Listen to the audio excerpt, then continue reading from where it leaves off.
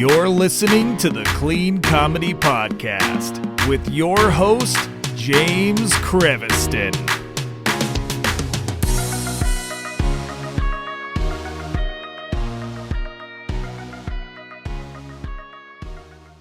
Hey, everybody. Welcome to the Clean Comedy Podcast. It's James. We have a great guest for you. I've seen her perform a few times. She is hilarious. She performs all over LA, and she's a doctor of parks and recreation and tourism. I know that you all think that that's a weird thing. I did too. We're going to talk about it because it's not from the show. It's not like she stole something from Parks and Rec, the TV show, and then decided that's her job now. Like isn't a professional doctor of talk, but maybe she is. I don't know. Please welcome the very funny, very talented Katie Dudley. Katie, welcome to the show. All right. Thank you, James. And if anybody from the show Parks and Recreation is listening, I would still love to be part of that. Are you is that what you studying? Your doctorate is of studying the show Parks and Recreation? Yeah, that's actually what it was. I just studied it in depth for 4 years. And they call me a doctor now. I have a PhD in Seinfeld. That's my PhD, so we're good. Yeah. Right. But okay, yeah. So you really are a professor. She really is a professor, you guys. That's not the real title though, right? Is it? It's recreation and leisure studies or whatever is like what you teach under. Yeah. Yeah.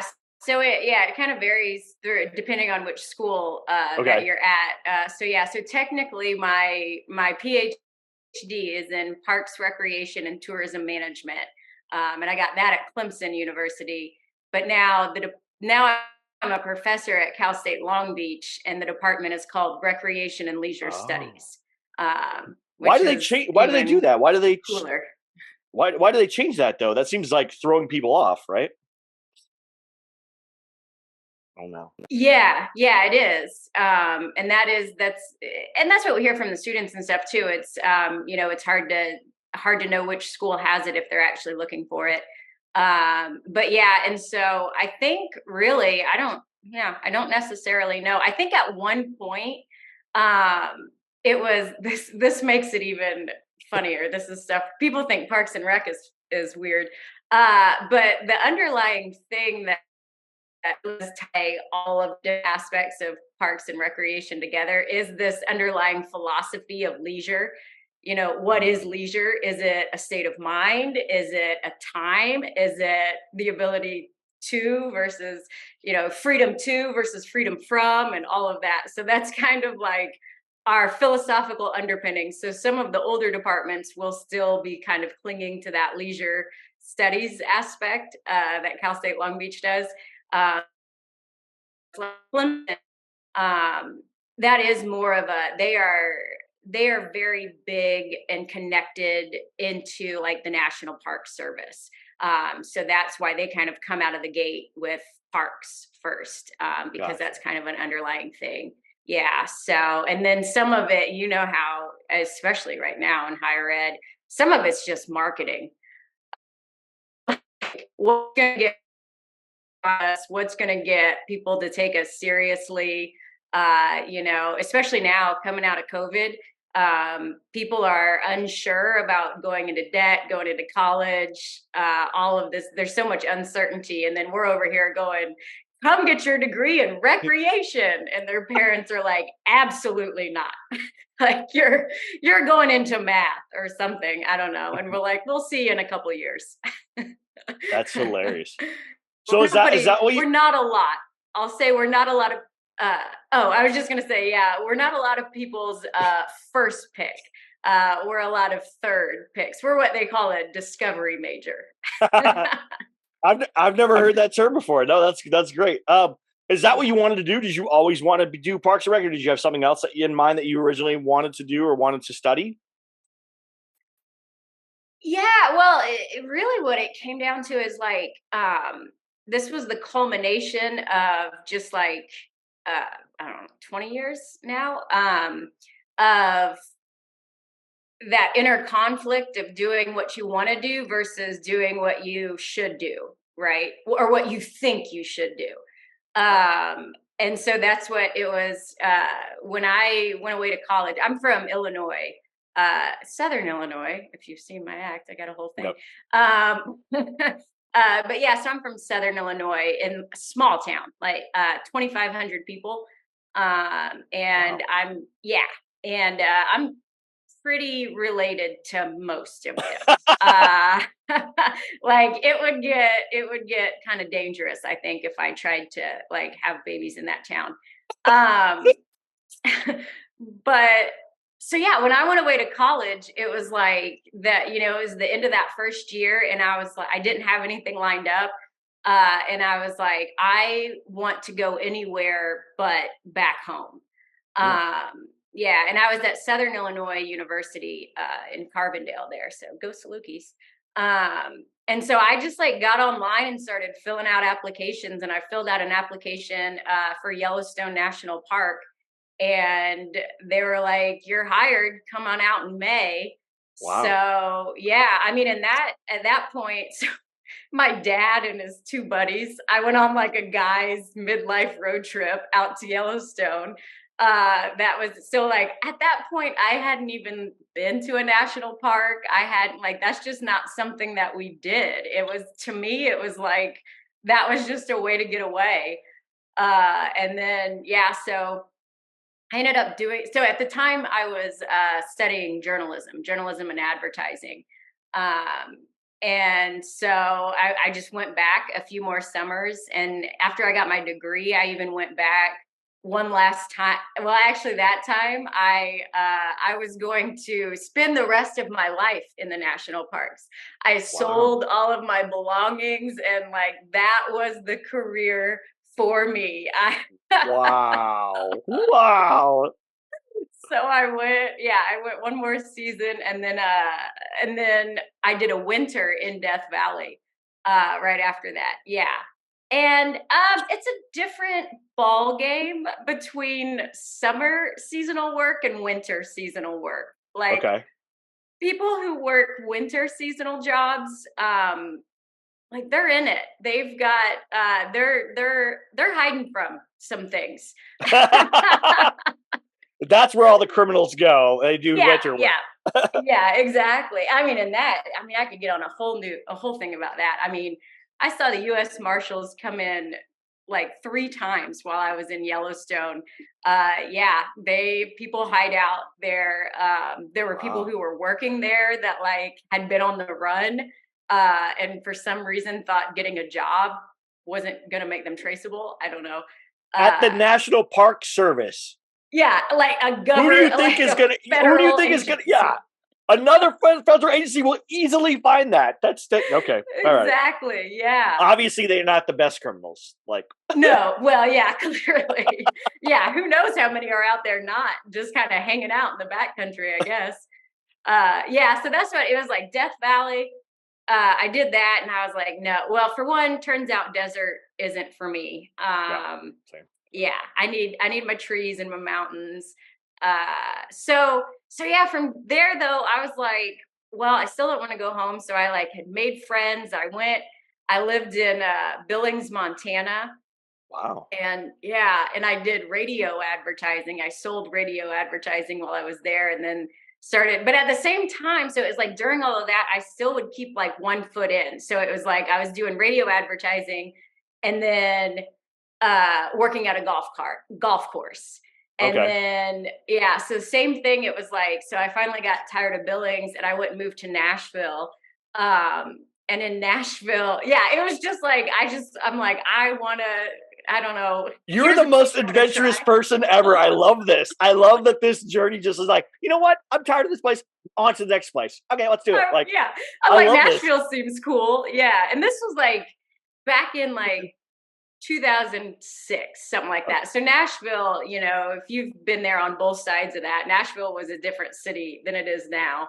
Oh yeah. Yeah. And so, yeah, so there somehow I was still like I was selling mobile billboard advertising, but it was like, so I was like driving a box truck that had like, yeah, the things would go, and I would just drive this box truck around and then like park it at businesses and try and be like, you want to be on this truck? And like, But what I ended up doing is I would like stop at coffee shops, which at the time, again, you know this, younger folks maybe not, were, you know, internet cafes. Yep. So that was the only place I could go to get on the internet. So while like my truck was outside, I'd be in there like applying for jobs that I actually wanted. And so that's where I applied to be a whitewater raft guide in West Virginia. Again, like had never been rafting.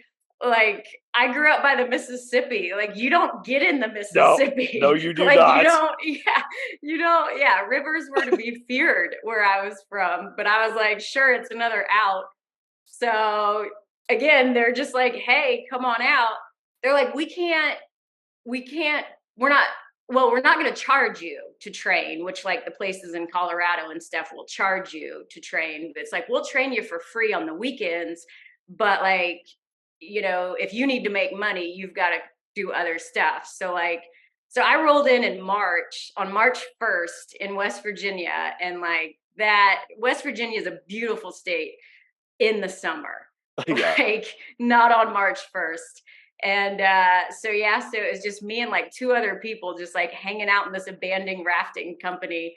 And like I worked construction. I like from like laying the foundation of cabins and like laying rebar and stuff. Like they just put me to work there. And then on the weekends, we'd go and train in like in the snow and freezing and like, you know, big water, because that's when like the snow melt's coming off.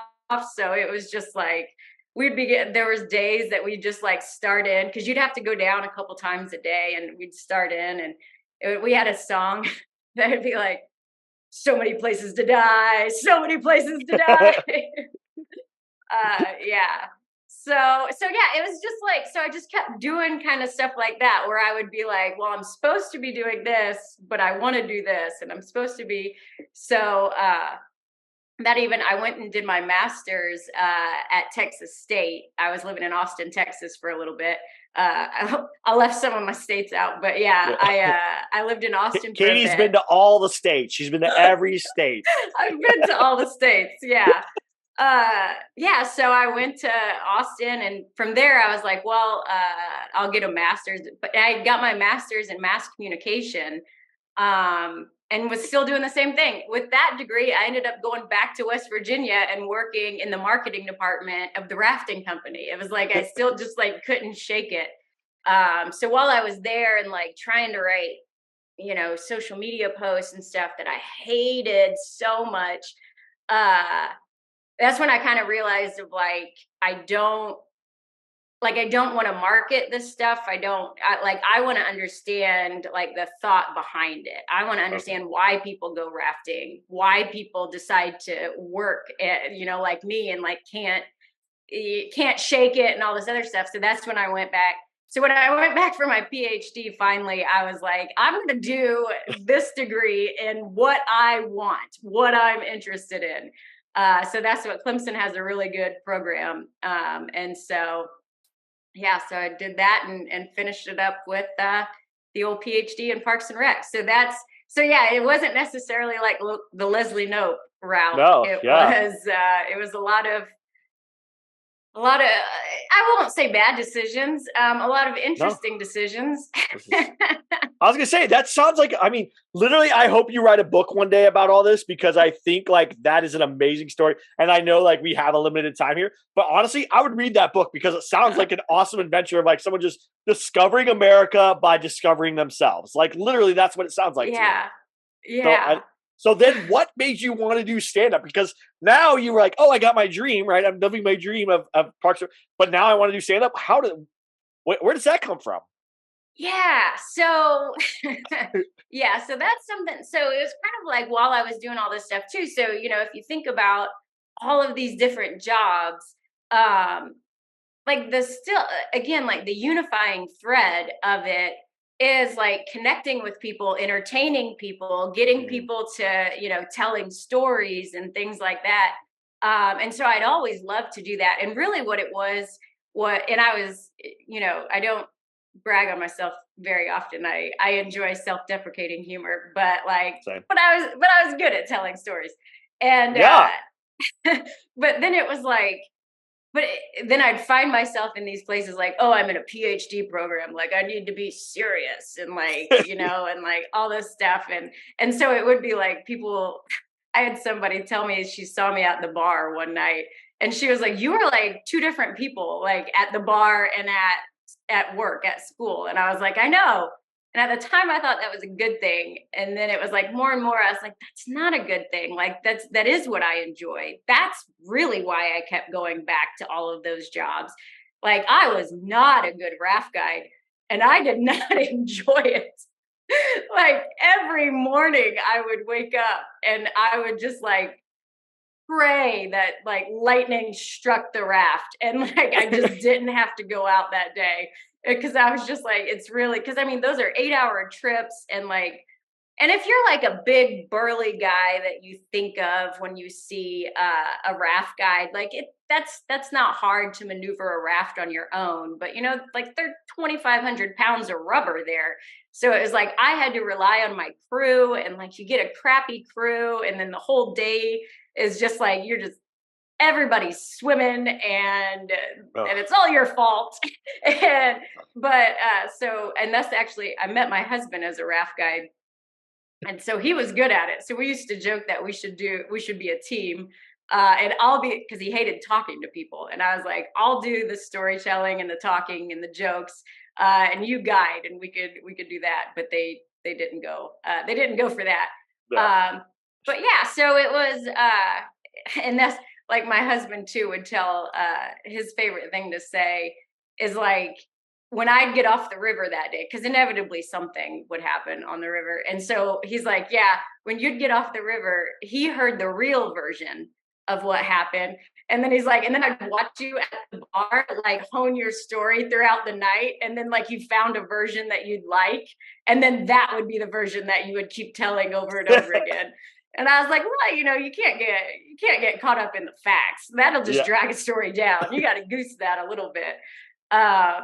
Yeah, so it was really like, so it was kind of once I got to a point, well, and once I was out here too. I mean, South Carolina has comedy like Greenville and Charleston and stuff, but it's like, it's not a huge scene. So it's like once I was out here, I was just like, I'm here. It's a great scene, a big scene. It's like, the scene, us New York, and so it's just like, if I'm not going to try it here, then, it'll never happen. So I was like, I got to just give it a go. And it's been great. Some of those storytelling muscles are coming back, things like that.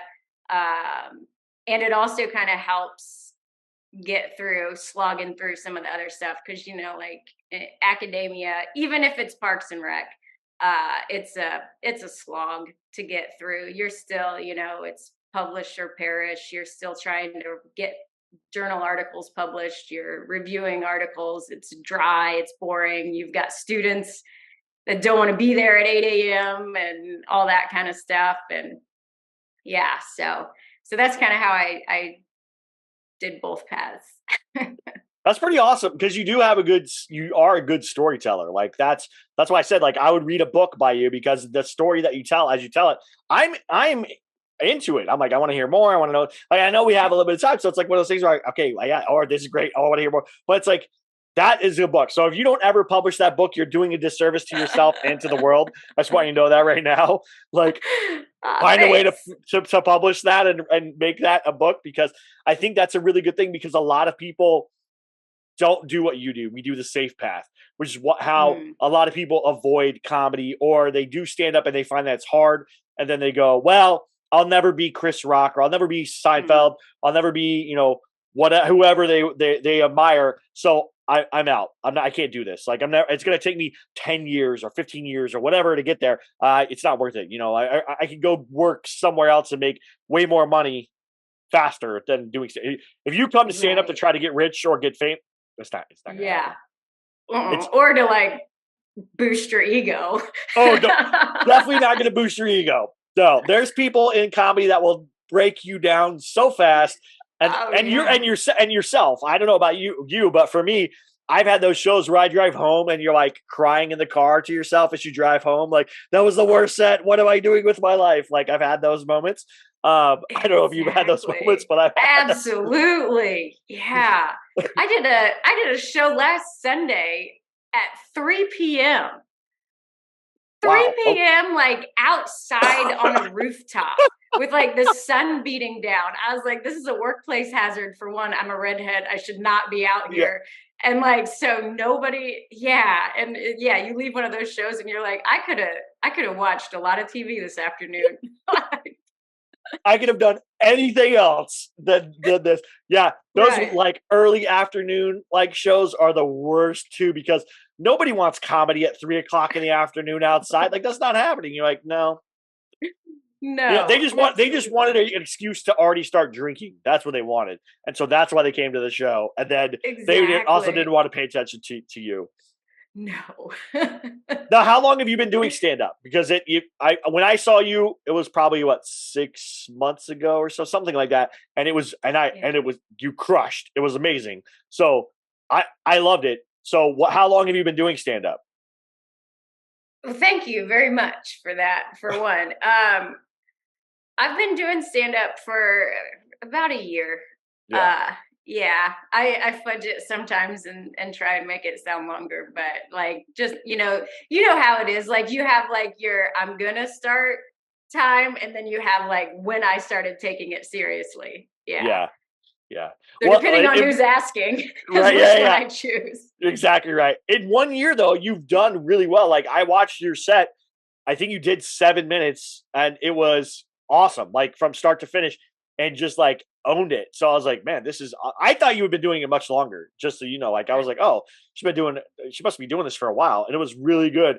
And you opened talking about what you do and what you're a doctor of and stuff. It was so funny. And that's the thing, is your storytelling style is really good. A lot of comedians want to be storytellers and they don't have it. They can't somehow, they can tell a story, but there's no funny parts in it. It doesn't captivate you. It doesn't bring you in. You just go, okay, where's the funny part? Okay, where's the funny part? But when you tell a story, and you go, oh, wait, what's happening here? And then this and this. And that story was awesome. Like, this whole zigzag, like, I don't know, it made me think of like the movie Forrest Gump, of like where he just keeps going to like different places. And you're like, wow, really? You did that and that and that? And I was like, how many lives have you lived, Katie Dudley? That's what I want to know. I know. And exactly. It's like, well, now my parents are on board, because of the steady job thing. But yeah, I mean, bless their hearts. They were, there were a few moves that they were like, really? But for the most part, they've sat back and held their breath. But yeah, I mean, California is the 13th state that I've lived in. So wow. It's just, I tried a lot of them out. Yeah. But yeah, back to your storytelling part. It's like, that's the thing too, that I've noticed with LA, of like, I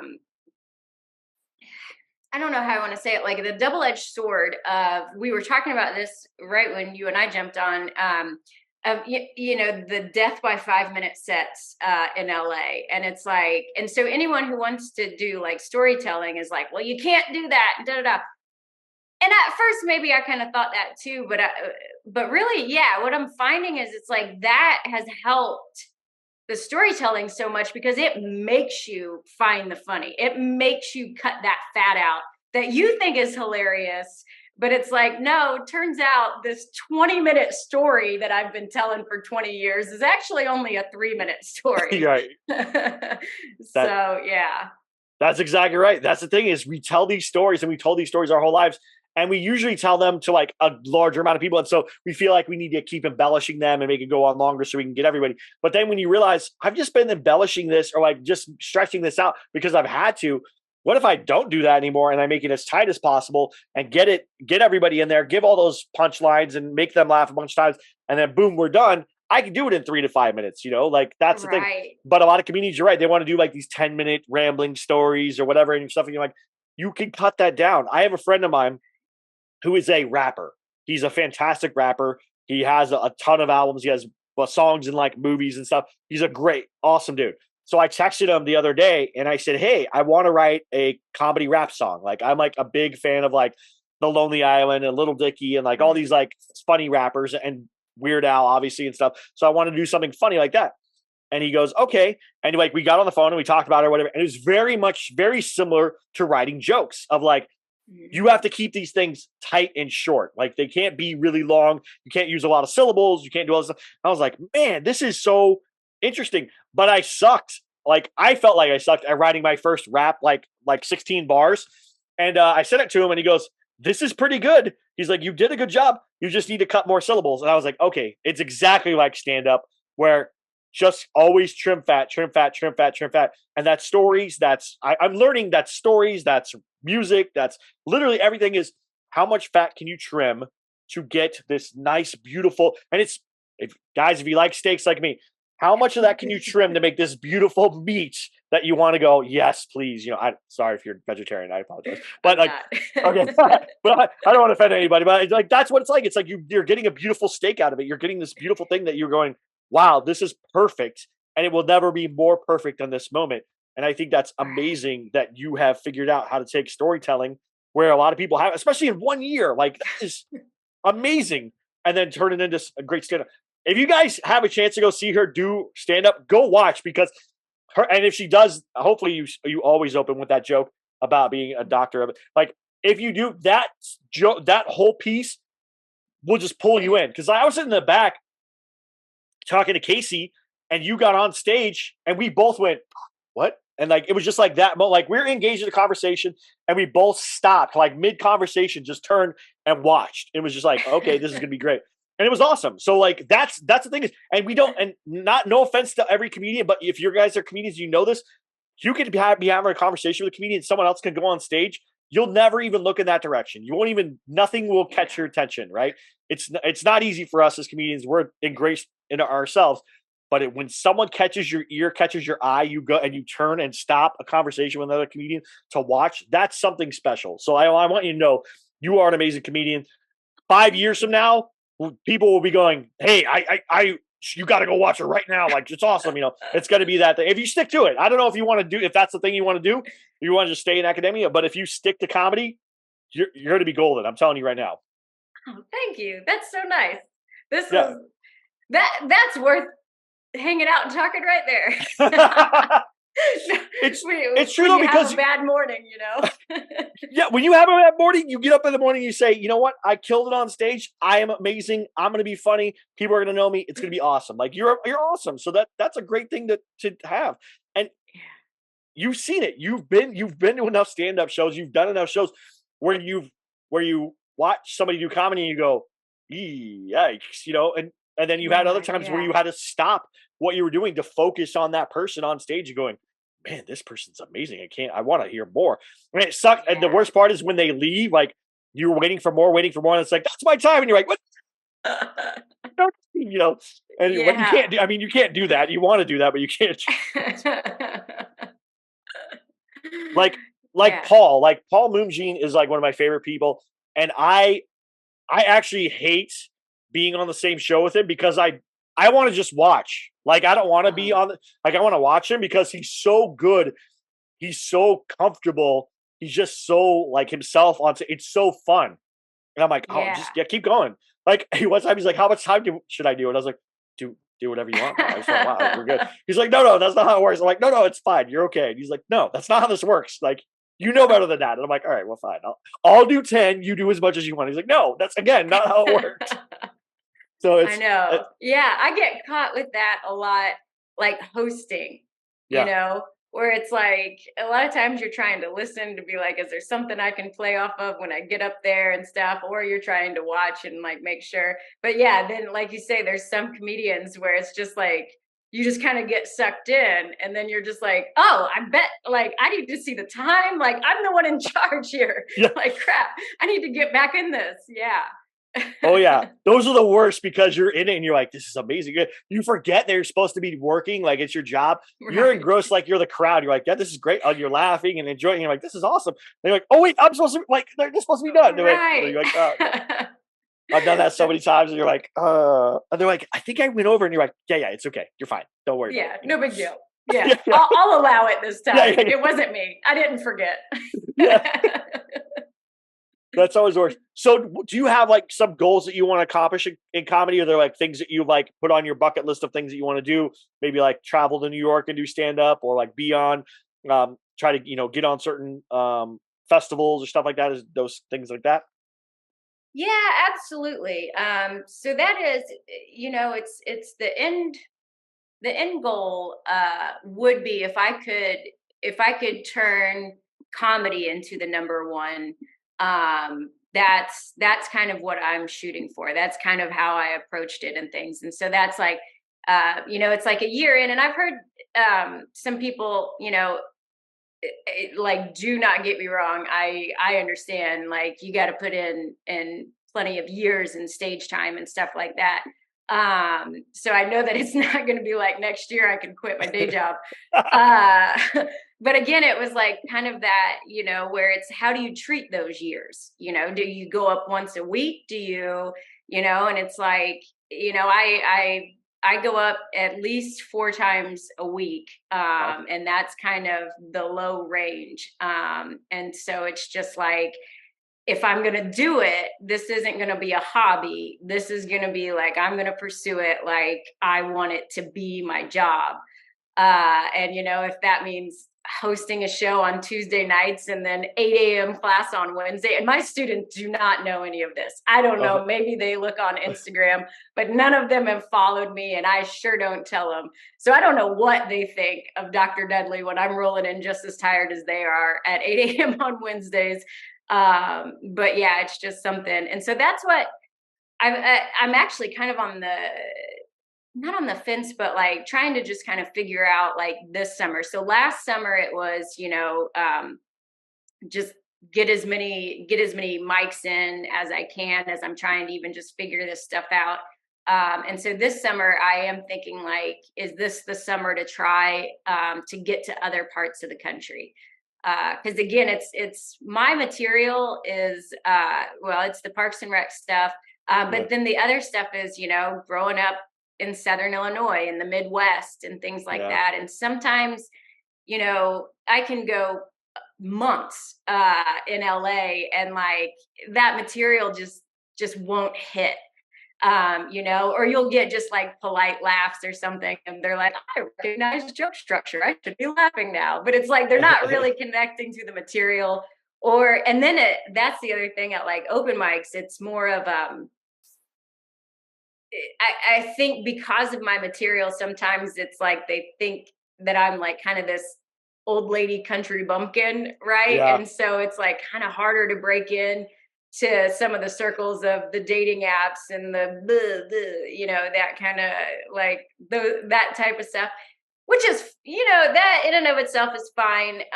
But the part there that is like what I need to improve on, and what I would like a little bit more is when you have that, you don't get as much kind of feedback of like, hey, you can add this tag. Hey, you can punch it up with this.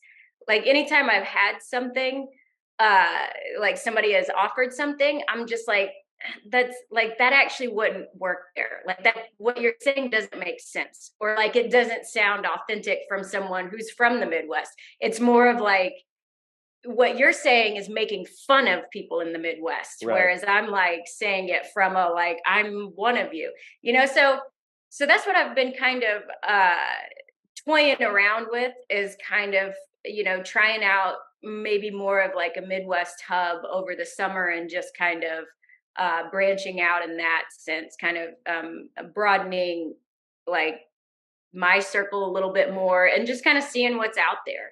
Because that's the other thing that, you hear people who come off the road, and they'll come to even open mics and stuff. And they're just like that, like, that's not like, you can say that in LA and get a laugh, but that's not going to get a laugh anywhere else.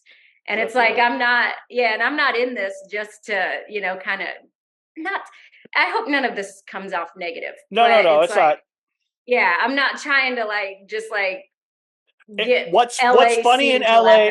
No, but what's funny in LA sometimes doesn't translate to the Midwest, and that's a thing. Yeah. That's a thing that actually happens in a lot of stuff. Like, SNL on in New York and stuff in LA, those play well in those places, but sometimes they misses in the Midwest, and that's the talk that we always hear about. We hear about the coast, right, versus the middle America. Those two things. There are different sensibilities. There's a reason, like Jeff Foxworthy wasn't touring in California, right? He wasn't touring in New York. That wasn't where he was at.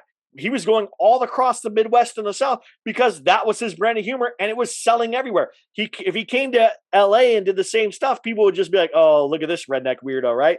And there might be some laughs, but he's not going to go the place that he's going to go from Midwest. He has that way to work. That's why there's so many comedians that work really well in the Midwest that don't come out to. I watch it too. I watch it on Instagram. I'm like, they're not in California or whatever.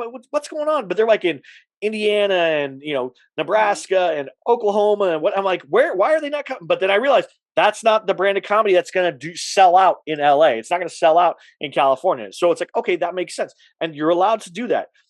LA open mics, unfortunately, are a lot of Tinder jokes, Uber jokes, weed jokes, whatever. It's like, okay, if you did that in the Midwest, it's not going to go as well, right? That's a more conservative type of place. It's a more kind of less relaxed place, but they're going to laugh at certain things. If I go out there and do jokes about me growing up in a trailer park, they're going to relate. We have a trailer park right down the street. They're going to say that, right? Somebody's going to say that. Okay. Donnie here's from a trailer park, whatever it is, like they're going to know if I talk about tornadoes ripping off the top of our brand new back porch in Texas and me huddled in a bathtub, they're going to laugh at that. They're going to be like, that happened last week, like they're going to but if I do that in California, like what the heck's a tornado? Like they don't, what I'm saying? Like they've never experienced. You have to know who your audience is. You're not misplaying, but that's the problem. That's the struggle with LA and New York too, is like what's funny in LA and New York may not play well outside of LA and New York. Right. Yeah. So don't beat yourself up about it. It's not that. it's not that. And I think that's a good idea, actually. I want to go more Midwest. I have a friend of mine, Glenn Tickle. You guys know him. I love Glenn. He lives in New Jersey. He does a lot of Midwest shows. He goes that way instead of like up in New York and northeastern stuff. He goes to the Midwest and he plays well because he's that kind of guy. Like Glenn is if I used to think, and everyone thinks this, everyone thinks Glenn is from Pennsylvania. He's not. He's from New Jersey. Glenn, I'm setting the record straight for you. But everyone thinks that because he's that kind of guy. Like he just has that kind of like feeling of being a kind of Midwest kind of dude. And he is a great guy, but he plays well in the Midwest for that. He's also clean, which again, Midwest thing, right? If you're clean, in LA, if you don't drop some words, people are like, "What are you doing? Why are you clean? Why are you being clean? What's wrong with you?" Have you ever had that? Have you ever had anyone come up and say it too? No, they haven't said that, but it's so, sometimes it's like, it's too, if you, like you've gone to a few mics in a day and it's like, it's nothing. And again, nothing against like, early 20-year-old guys and stuff, but it's like, I've sat there enough. So it's like, there was a couple times over the summer, I would just throw out a word at the beginning of the set just to be that I don't ever use in my set. Right. Just to like get somebody's attention. And then of course it'd be like, ha ha. And then like, they at least like listen to me, but it's just like, you've got to talk a certain way sometimes. Like open mics in that scene you do. And it's just like, and that's the thing too. And it's like what you talk about of the Midwest and like when people kind of, you said like the guy kind of embodied it. Glenn kind of embodies the Midwest and stuff. And I think it's a little bit more of kind of not taking yourself too seriously. Right. And it's like, and again, that kind of goes back to like the raft guide days and the thing, and it's just like, it's always just kind of constantly just kind of giving each other a hard time, self-deprecating. And it's like, again, it's like sometimes I get up and say self-deprecating stuff and people take it as fact. Have you had that? Yeah. Yes. And where it's like, you'll say something and you'll make a joke and it's like, and the room is like, oh. And I'm like, it's all right, guys. How could you talk about yourself like that? Right. I was like, oh, I feel so bad for you. She should go get therapy. She probably needs therapy. No. And I'm like, no. It's a joke, people. Yeah. And it clearly doesn't bother me. Like, yeah. because I have like when I worked in West Virginia, and I thought this was hilarious. I need to go back to it. But like our river manager, his name was Bo Jeffries. Bo Jeffries, if you're listening, I doubt you are. I don't know that you have internet. But yeah, like he was an old retired cop in West Virginia and just, everything. And when he would have a bad day, so the way that like kind of where we lived, it was on mountaintop because, well, we know that mountains are flat in West Virginia now because of mountaintop removals. So it works out for campgrounds, not so much for the natural resources of the state. But anyway, so it was like, yeah, we all lived in tents on this place. And then there was like a building where all the boats were kept and stuff. And at the top of that, you can't see my hand. At the top of that was just a staircase and then a little thing where it was the river manager's office. And if Bo was having a bad day, the guide bus would bring us up to the top and you'd see him standing at the landing there. And you didn't know what was going to happen. And I mean, there were days because we had all kinds of different activities and stuff, so we had paintball courses and stuff. And so there were days that he would be standing up there with a paintball gun. And just as we would start getting off the bus, he would just open fire, just picking us off. You just have guides and we're in all our gear and everything, like trying to hold our paddles and stuff, just running. And he's just up there just firing, just maniacally laughing, just like getting all of his stress and frustration out. And I was like trying to tell that story. And it was like the group that was listening was just like not having it. They were like, I can't believe that he did that. I can't believe, how did a man like that have a job there? And I was like, because it's a rafting company in West Virginia. Calm down. If you think that's bad, like, we weren't really following, labor regulations up there. Yeah. So it's just like some of this stuff, it's just like, well, hold on. I'll put a pin in that. Yeah. I'll try that in other parts of the country. Oh, yeah. that would work in the Midwest because we've all had those bosses that are just like terrible, and you're like, ugh. All right, well, he's mad. Everybody knows. We all make the eye contact, like he's not happy today, and then like, all right, let's take that deep breath before you step off the bus. Like, here we go. I remember being in the Navy and having a chief like that. That I like, you could see when he was angry. It was actually my GM1. His face would change shades of red, and so we knew. Like, you could know what kind of day you're going to have by what color his face was in the morning. And then if you saw him later in the day and it had changed, you would warn other people. You would go, hey, GM1's mad today. Like, really mad. He's like 7. And they're like, okay, 7. Cool. Don't, nobody hype him up, And then, and then you get a call, in your department, like me in the gun. You get a call, and a little, seaman would answer, like, well, tell them they said what? GM110. Okay. And hang on. Hey, someone just called and said GM1's a 10, and everyone would be like, lock the door. Like, it was just like one of those things. Like, everyone's like, it's just one of those things. And people are like, and I've told that to people, they're like, how do they not kick him out? That's so rude. And I'm like, seriously? Have you never been with the military? Like, no one's getting kicked out for that. You just have to deal with it.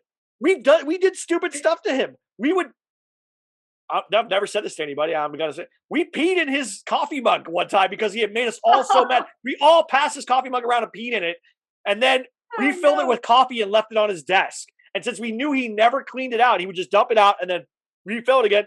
We knew he was going to have it for a while. And so there was just a week of us being angry. And we're like, imagine 7 grown men standing in a circle, peeing in a cup. That's what we did. Sorry. I've never, outside of my other friend group, I've never told anyone that story. And it was like bad. And I remember it was like one of those, like, we're going to like blood brother things. Like, never tell anyone this ever in your life. It's been 20 years. I don't care. Like, if I was going to say, are they going to come for you now? No, they're not coming for me. They're not coming for me. It's one of those. But that's the thing is, like, people don't understand LA and New York. There's so many rules and regulations and whatever. But in a lot of parts of the Midwest and the South and all that stuff, things don't run the same way. Like, there's a reason there's like good old boy clubs and all those kind of things exist. They don't exist here. And it's hard. But that's the hard part about LA of telling those jokes to the Midwest. Because people go, well, you can't do that. No one's allowed to do that. And you're like, it happens all over the world. And you are in a bubble. Yeah. Sorry, guys, you're in a bubble. Right. And that's it. Yeah. And that's how, it's you. you just like what you said, is like that's how you learn to read people. That's how Mhm. you learn how to adapt to people. Because it's just like, when we gave Bo a hard time, you joke with him, you play pranks on him, you do kind of stuff. Yep. But like you said, you start to learn how far you can push it. You start to learn the days that you can't, which, Yep. all that stuff translates into comedy too. It's just like you can start to read that audience and say, like, okay, are you coming here with me? Yep. Okay, we can do this. And then it's also like, I think that helps too, avoiding that pitfall of blaming the audience, Yeah. Yes. where it's like, if I didn't win that crowd over, like, that's on me. Like, Yeah. I could have done some things. I know, I phoned it in. I wasn't reading them. I was just reciting something, Yep. and it's like all of that stuff. But yeah, if you don't, if you're not kind of like in that situation and stuff, you don't get that practice of reading the people. Yeah. Exactly right. And that's the thing. That's the hard part about LA. Sometimes the hard part about comedy is like not all jokes resonate with everyone. That's why I've done a lot more Navy stuff, because it's kind of hard to get people on board a lot of times, because especially in LA where it's like not a really pro military town. Like if I went to San Diego and I did a lot of Navy stuff, I'd probably get like tons of laughs and tons of whatever, because that's first of all, it's a Navy town. It's where I serve.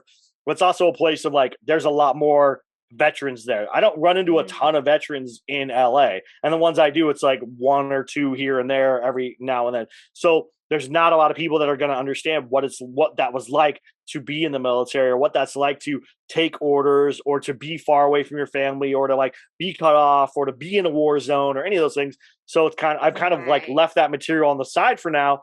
Something that I'm going to do later on that I want to do like just for the military, like find a way to just make a full on military album and then release that at some point, Right. So Yeah, I could definitely see that. Cause like you say, it's that lived experience. And so yeah, if you're telling jokes from that perspective, it's going to be, and it's going to be hard for other people to kind of relate to it. But again, it's like,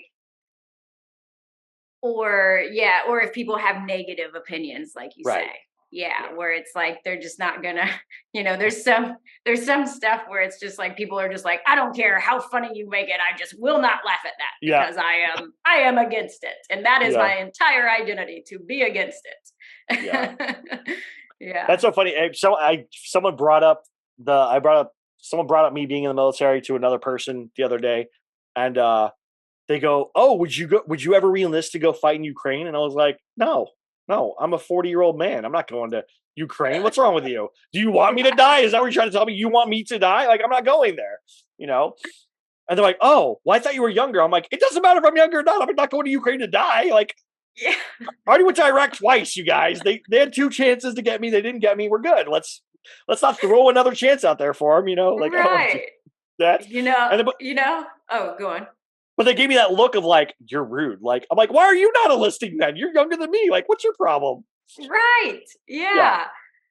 That's Like, what I was like, the only political part I'd get here is be like, yeah, if more politicians could take that stance and let the younger people come in, we might not have oh, I a agree. whole legislator of 80-year-olds right now. Yeah, no, I agree. I 100% agree with that. I was thinking like, how like they make, because there's like that right now, there's a lot of people saying like, oh, these people need competency test in Congress or whatever. I'm like, I think after 65, a lot of states make people take like the driving test like every year, or like an eye test or whatever. So I'm like, we should be doing that once you hit a certain age in Congress too. Like same thing, like over and over again, Yeah, like, I mean, my grandma's 90. I Yeah. do not, sometimes I don't want her to speak in public because I'm not Yeah. sure what's going to come out of her mouth. Like, like you reach a certain age that I think it's safe to say you're not connected with the issues of the everyday person. Yeah, well, especially because a lot of them will start their phrases with like, back in my day, and you're like, nope, this is not going anywhere good. This is going really bad, really fast. Why do we shut this down? Shut this down, Grandma. Shut it down. Like, but that's like, Like Yeah, that's what don't Congress finish does all that the sentence, time. Grandma. Yeah, but that's what Congress does too. You get old people like back it, and you're like, nope, this is not going to go good. Stop, just stop what you're doing. Where's their handler? Someone run up there and just put your hand over their mouth. That's what you want. They're like, Yeah, you're like back in your day, a lot of that stuff is now illegal. So let's wrap it up here. Yeah, exactly right. But Katie, this is so much fun. Where can people find you? Where can they find your comedy? Where can they find where you're going to perform? All that stuff. Let's see. Yeah, I host a show, Too Hot Tuesdays at Flappers every Tuesday. So come on out to that. My Instagram is it's kind of I don't know what I was doing with the Instagram, but my Instagram is it's Katie Dudley. So like if you put a little country twang on it, it's Katie Dudley.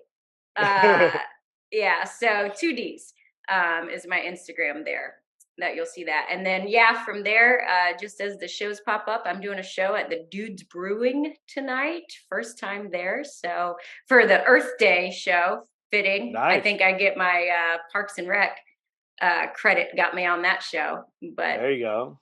Hey, that's whatever you can do to get on a show. That's what you got to do. It's I'll take it. If you, anyone else, you need an Earth Day or a Parks person on your show, go for it. Perfect. Awesome. Well, thank you so much. Thank you everybody for listening. Please go like and subscribe. I see the numbers going up on YouTube. I see the numbers going up on the downloads. Everything's moving forward. Keep it going, guys. Let's get this going. Let's grow. The goal is 1,000 subscribers by the end of the year. I'm not trying to be greedy, just 1,000, because I know that's the medium there. And then we'll do more stuff. But the podcast, every month, you guys, it's growing leaps and bounds. So I'm so grateful for that. Thank you so much again, Katie. I'll put all the stuff in the show notes so you guys can check her out, and have a good one. We'll talk to you soon. Bye.